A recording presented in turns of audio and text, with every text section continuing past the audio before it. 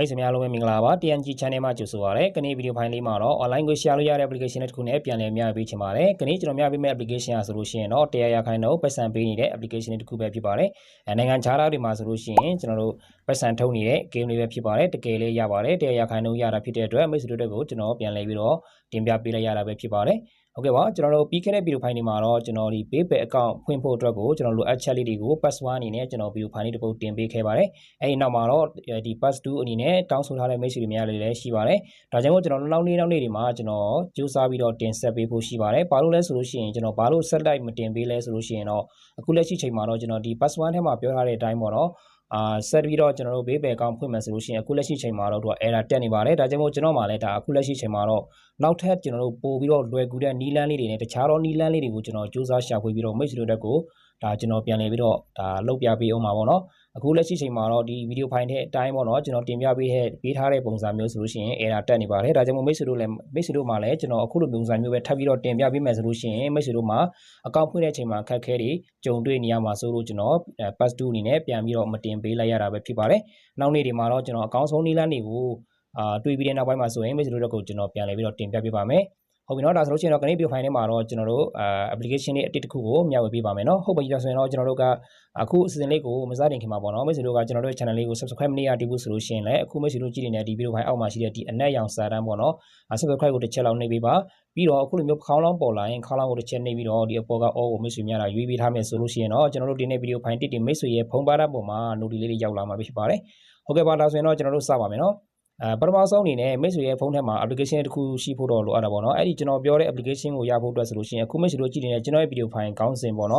်ကျွန်တော်ဗီဒီယိုဖိုင်ခေါင်းစဉ်ဖြစ်တဲ့ဒီနေရာကိုတစ်ချက်လောက်မိတ်ဆွေတို့ထောက်လိုက်ပါထောက်လိုက်မယ်ဆိုရင်ဒီအောက်မှာကျွန်တော် app တောင်းရန် link ဆိုပြီးတော့လက်ညှိုးလေးနဲ့ထိုးထားပါပေါ့နော်အဲ့နေရာမှာသူကအပြာရောင် link လေးပေါ်နေမှာဖြစ်ပါတယ်အဲ့ဒီအပြာရောင် link လေးကိုမိတ်ဆွေတို့တစ်ချက်နှိပ်လိုက်မယ်ဆိုလို့ရှိရင်လည်းရပါတယ်ဒါမှမဟုတ်လို့ရှိရင်ဒီဗီဒီယိုဖိုင်ရဲ့ comment ပေါ့နေ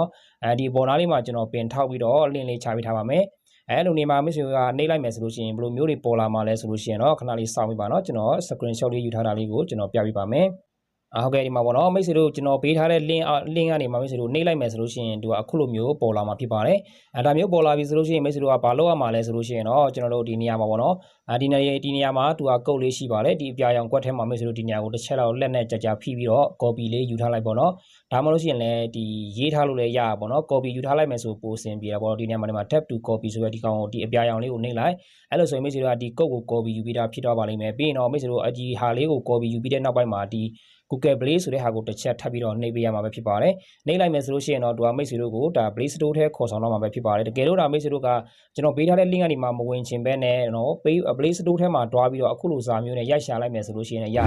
တယ်တို့ပေမဲ့သူကအခုလက်ရှိချိန်မှာတော့သူက application က active ဖြစ်နေတာဖြစ်တဲ့အတွ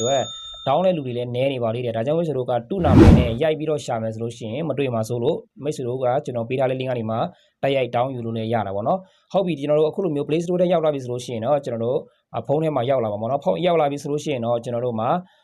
ဒီကျွန်တော်တို့တောင်းပြီးနောက်ပိုင်းမှာပေါ့နော်ကိုယ့်ရဲ့ဖုန်းထဲမှာရောက်လာပြီဆိုရင် application ကိုကျွန်တော်တို့စပြီးတော့ဖွင့်လိုက်မှာပေါ့နော်ဖွင့်လိုက်တဲ့အခါမှာပေါ့နော်ဖွင့်ချင်းမှာသူကကျွန်တော်တို့ကိုဒီအပေါ်ကွက်မှာဇောနာကကျွန်တော်ယူခိုင်းတဲ့ဒီ copy ယူခိုင်းတဲ့ကုတ်လေးကိုသူကဒီညမှာကျွန်တော်တို့ရေးချပေးရမှာဖြစ်ပါတယ်အဲ့ဒီကုတ်ကိုကျွန်တော်ရေးပြီးတဲ့နောက်ပိုင်းမှာကျွန်တော်ဘာရမှာလဲဆိုရင် $0.5 ကျွန်တော်တို့တန်းပေးရမှာဖြစ်ပါတယ်နော်ဟုတ်ပြီကျွန်တော်တို့ကအဲ့ဒီဟာကိုကုတ်လေးထည့်ပြီးတဲ့နောက်ပိုင်းမှာကျွန်တော်တို့ဒီ sign in with Google ဆိုတဲ့ဟာကိုနှိပ်ပြီးတော့ကျွန်တော်တို့ကိုယ့်ရဲ့ဖုန်းထဲမှာရှိတဲ့ Gmail တစ်ခုနဲ့ကျွန်တော်တို့တန်းပြီးတော့ချိန်လိုက်ရမှာပဲဖြစ်ပါတယ်နော်ချိန်လိုက်မယ်ဆိုလို့ရှိရင်တော့သူကအကောင့်ဖွင့်တာအောင်မြင်တော့မှာပေါ့ဟုတ်ပြီနော်ဒါဆိုရင်လို့ရှိရင်တော့ကျွန်တော်အကောင့်ဖွင့်တာအောင်မြင်တော့ပြီဆိုလို့ရှိရင်ကျွန်တော်တို့ရဲ့ဒီအကောင့်ကိုယ့်ရဲ့အကောင့်ထဲမှာဒီလိုမျိုးပေါ့နော်ဒ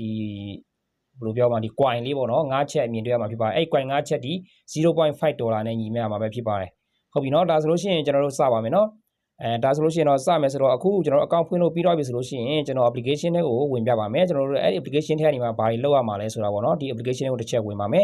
ပြီးရင်တော့ကျွန်တော်တို့မှာပေါ့နော်ဒါကတော့ကျွန်တော်ဝင်ချင်းမှာ$0.5ဆိုလို့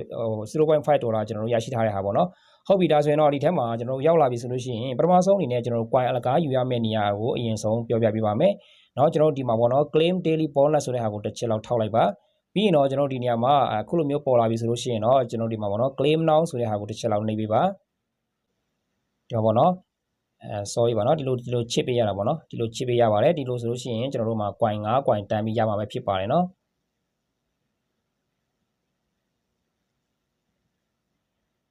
ဒါဆိုရင်တော့ခဏလေးစောင့်ပေးပါ hobby ဒီမှာအောက်မှာဆက်ဆက်လို့ပေါ်လာပြီဆိုလို့ရှိရင်ကျွန်တော်တို့ဒါပြီးတော့ပြီပေါ့နော် close ကိုနေပေးပါဒါဆိုလို့ရှိရင်တော့ကျွန်တော်တို့အခုလိုမျိုးရရှိသွားပြီဆိုလို့ရှိရင်ကျွန်တော်တို့ဒီမှာနောက်ထပ်ကျွန်တော်ဒါကတော့ကျွန်တော် daily check in ဒါဒီရက်ကိုတစ်ချိန်ပဲဝင်ယူရမှာပေါ့နော်ဟုတ်ပြီနောက်ထပ်ကျွန်တော်ဘာထပ်လုပ်ရမှာလဲဆိုလို့ရှိရင်ကျွန်တော်ဒီမှာပေါ့နော် spin wheel ပေါ့နော်ဒီကောင်ကိုတစ်ချက်နှိပ်ပါဒီနေရာမှာကျတော့ကျွန်တော်တို့လှည့်ရပါပေါ့နော်လှည့်မယ်ဆိုလို့ရှိရင်ကျွန်တော်တို့ဒီအလဲရဟာကိုနှိပ်လိုက်မယ်ဆိုလို့ရှိရင်ဒီနေရာမှာကျွန်တော်တို့ဒါပေါ့နော်ကျွန်တော်ရရှိမယ့်ဟာကိုပေါ်လာမှာပေါ့နော်ဒီမှာ ready ဆိုပြီးတော့ကြော်ညာလေးတစ်ပုတ်ကြည့်ပေးရမှာပဲဖြစ်ပါတယ်ခင်ဗျအခုလိုမျိုးကျွန်တော်တို့ကြော်ညာလေးတစ်ပုတ်ကြည့်လို့ပြီးတော့ပြီဆိုလို့ရှိရင်တော့ကျွန်တော်တို့ဒီမှာပေါ့နော်ဆက်ဆိုပြီးတော့ okay လေးနှိပ်ပေးလိုက်ပါပြီးရင်တော့ကျွန်တော်တို့ pack key နဲ့ပြန်ဆုပ်ပါပေါ့နော်ကျွန်တော်ထပ်ပြီးလှည့်ချင်တယ်ဆိုလို့ရှိရင်လည်းလှည့်လို့ရပါတယ်နော်ပြီးရင်ကျွန်တော်ဒီနေရာမှာ game ကစားချင်တယ်ဆိုလို့ရှိရင်လည်းရတယ်ဟုတ်ပြီကျွန်တော်တို့တစ်ချက်နောက်ဆုပ်လိုက်ပါမယ်ပြီးရင်အခုဆိုလို့ရှိရင်ကျွန်တော်တို့ coin 17 coin ရရှိတော့ပါပြီဟုတ်ပြီနော်ဒါကတော့ကျွန်တော်တို့ပထမဆုံးတနေရာကိုကျွန်တော် coin free ရယူတဲ့နေရာပဲဖြစ်ပါတယ်နောက်ထပ်ကြာရှိနေတဲ့ဘိုင်းတွေကိုတော့ကျွန်တော်ဒီအပေါ်မှာကျတော့ကျွန်တော်တို့ဒီအခုလက်ရှိအချိန်မှာဒီ application ကိုတုံးပြီးတော့ငွေရှာနေတဲ့မိတ်ဆွေတွေပေါ့နော်coin တွေဘယ်လောက်ရရှိထားတယ်ဆိုတာကိုဒီနေရာမှာအမြဲတမ်းပြနေမှာဖြစ်ပါတယ်ဒီအခုဒီအကွက်ထဲမှာကျတော့ကျွန်တော်တို့ YouTube tutorial ဆိုတဲ့ဟာကျတော့ဒါကတော့ကျွန်တော်ဒီနေရာကိုနှိပ်လိုက်မယ်ဆိုလို့ရှိရင်ဒီ application ရဲ့ creator သူ့ရဲ့ YouTube channel ထဲရောက်တော့မှာဖြစ်ပါတယ်နော်ဒီထဲကနေမှဒီ app နဲ့ပတ်သက်ပြီးတော့သူက video file လေးလုပ်ပြီးတော့ YouTube မှာတင်ပေးထားတဲ့ဟာကိုကျွန်တော်တို့ဒီထဲကနေမှမြင်တွေ့ရမှာပဲဖြစ်ပါတယ်ဟုတ်ပြီဒီကောင်ကျတော့ကျွန်တော်တို့ဒီ application ထဲကနေမှ game လေးတွေကိုတောင်းပြီးကစားလေလူတွေပေါ့နော် game လေးတွေကိုကစားပြီးတော့ coin လေးတွေရှာနေတဲ့မိတ်ဆွေတွေအတွက်ကိုပေါ့နော်ဒီထဲမှာသူကpopular game ပေါ့နော်ဒါ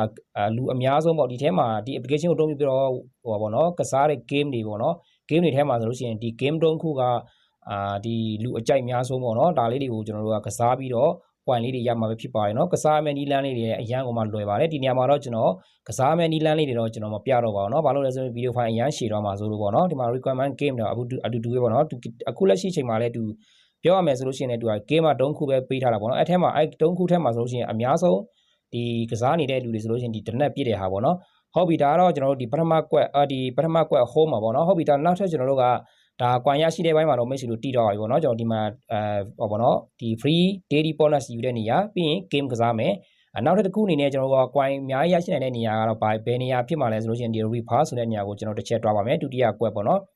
်ဒီနေရာမှာတော့ကျွန်တော်အများဆုံးရရှိနိုင်မဲ့နေရာပေါ့เนาะဒါပေမဲ့အများဆုံးရရှိနိုင်မဲ့နေရာဆိုပေမဲ့လည်းဒီနေရာမှာတော့ကျွန်တော်တို့ဒါ refer ရှာမှာပေါ့เนาะ refer ရှာတဲ့ဘိုင်းမှာတော့ကျွန်တော်တို့ဘယ်လောက်ရမှာလဲဆိုလို့ရှိရင်ကျွန်တော်တို့မှာเนาะyour post will get ပေါ့เนาะ100 coin ပေါ့เนาะဒီနေရာမှာကျွန်တော်တို့ကနှစ်ဦးနှစ်ဖက်ပေါ့နော်ဒီနေရာမှာကျွန်တော်တို့ဒါ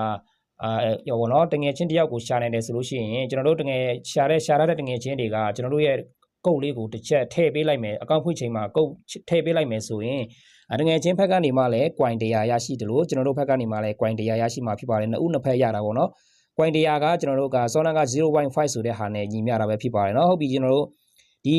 referral ရှာတဲ့ဘက်မှာကျွန်တော်ဘာလုပ်ရမှာလဲဆိုလို့ရှိရင်ကျွန်တော်တို့ဒီကိုယ့်ရဲ့ link ကို share မှာပေါ့နော် share လိုက်တဲ့အခါမှာဒီမှာပေါ့နော် invite your friend เนาะကျွန်တော်တို့တကယ်ချင်းစီကနေမှာကျွန်တော်တို့ရဲ့ဒီ application ရဲ့ link ကို share မယ်ပြီးရင် referral code ကိုသူတို့ကထည့်ပြီးတော့ account ဖွင့်မယ်အဲ့ဒီနောက်မှာတော့ကျွန်တော်တို့နှစ်ဦးနှစ်ယောက်ကcoin လေးတွေဒီမှာ100စီရရှိမှာပေါ့နော်ဒီမှာနှစ်ဦးနှစ်ယောက်လုံးကကျွန်တော်ဘယ်လောက်ရမှာလဲဆိုရင် coin 100เนาะ coin 100ဆိုတာကထည့်တဲ့လူ100ရဲ့ကျွန်တော်တို့အတွက်100လဲကျွန်တော်တို့ရမှာပဲဖြစ်ပါတယ်เนาะ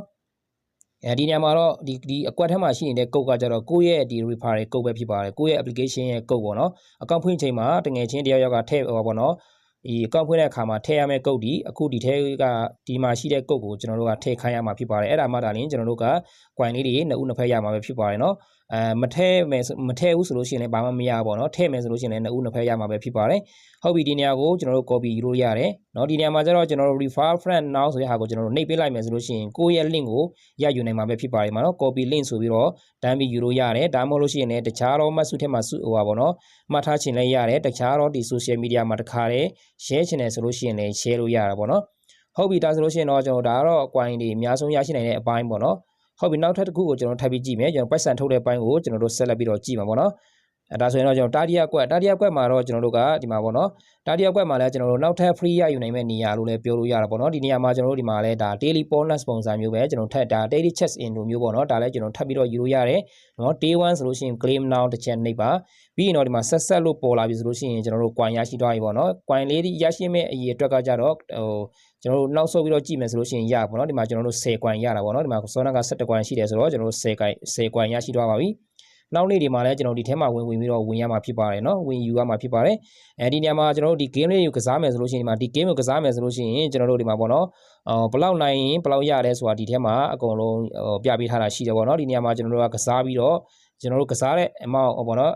အချင်းကြီးအတွက်ပေါ်မူတည်ပြီးတော့ကျွန်တော်တို့မှာနိုင်တယ်လို့ရှုံတယ်လို့ကျွန်တော်တို့မှာ coin လေးတွေရရှိလာမှာပဲဖြစ်ပါတယ်เนาะဟုတ်ပါပြီဒီအောက်မှာကျတော့ကျွန်တော်တို့ဒီ application ကိုအသုံးပြုပြီးတော့ထိတ်ဆုံးရောက်နေတဲ့လူအယောက်20ပေါ့နော်ဒီ application ကိုအသုံးပြုပြီးတော့ coin လေးတွေအများဆုံးရရှိထားတဲ့လူတွေရဲ့ဇယင်းပေါ့နော်ထိတ်ဆုံးရောက်ရှိနေတဲ့လူအယောက်20ရဲ့ဇယင်းကိုဒီထဲမှာဝင်ပြီးတော့ကြည့်ရမှာပဲဖြစ်ပါတယ်ဒါတွေကတော့ကျွန်တော်တို့ဒီမှာပေါ့နော် coin ဒီ application ကိုအသုံးပြုပြီးတော့ coin ရှာနေတဲ့မိတ်ဆွေတွေပေါ့နော်ဟုတ်ပါပြီဒါဆိုလို့ရှိရင်တော့နောက်ဆုံးကျွန်တော်တို့နောက်ဆုံးအနေနဲ့ပိုက်ဆံထုတ်တဲ့ပိုင်းကိုကျွန်တော်တို့ဆက်ပြီးကြည့်မယ်ဒါဆိုရင် profile ဆိုတဲ့နေရာကိုတစ်ချက်တွားပါမယ်ဒီနေရာမှာတော့ကျွန်တော်တို့ကပိုက်ဆံထုတ်မယ်ဆိုလို့ရှိရင်ဘယ်ကနေတွားပြီးထုတ်ရမှာလဲဆိုလို့ရှိရင်တော့ကျွန်တော်ဒီမှာပေါ့နော် my withdraw ဆိုတဲ့ဟာ my wallet ဆိုတဲ့ဟာကိုတစ်ချက်တွားပါမယ်ဒီနေရာမှာကျွန်တော်တို့ကဒီမှာပေါ့နော်ဒီအောက်ကဟာကျတော့ကျွန်တော်တို့အခုရရှိထားတဲ့ coin အရေအတွက်ကိုပြန်လည်ပြီးတော့ကြည့်ရနေရပါတော့ဟုတ်ပြီကျွန်တော်တို့ကပိုက်ဆံထုတ်မယ်ဆိုလို့ရှိရင်တော့ကျွန်တော်ဘယ်ကနေထုတ်ရမှာလဲဆိုရင်ကျွန်တော်ဒီ withdraw ဆိုတဲ့နေရာဒီနေရာကိုနှိပ်လိုက်ရတယ်ဒီနေရာကိုနှိပ်လိုက်ရတယ်ပေါ့နော်sorry ပါနော်ဆိုတော့ကျွန်တော် 0.5 မဟုတ်ပါ 0.05 ကိုပြောတာပါဟုတ်ပြီနော်ဒါဆိုရင်ကျွန်တော်တို့ဒီမှာကြည့်ပါအခုလက်ရှိချိန်မှာကျွန်တော်21 coin ဆိုတော့ 0.021 ဒေါ်လာပေါ့နော်ဟုတ်ပြီဒါဆိုရင်ကျွန်တော်တို့ကဘယ်လောက်ရှိမှစပြီးထုတ်လို့ရမှာလဲဆိုလို့ရှိရင် withdraw ကိုတစ်ချက်နှိပ်ကြည့်ပါပြီးတော့ဒီနေရာမှာကျွန်တော်တို့ကဒီမှာပေါ့နော်ပိုက်ဆံထုတ်ရမယ့်အပိုင်းဒီမှာတော့B10 and UPI ပေါ့နော်ဒီကောင်လည်းထုတ်လို့ရတယ်ပြီးရင် click နဲ့ထုတ်လို့ရတယ်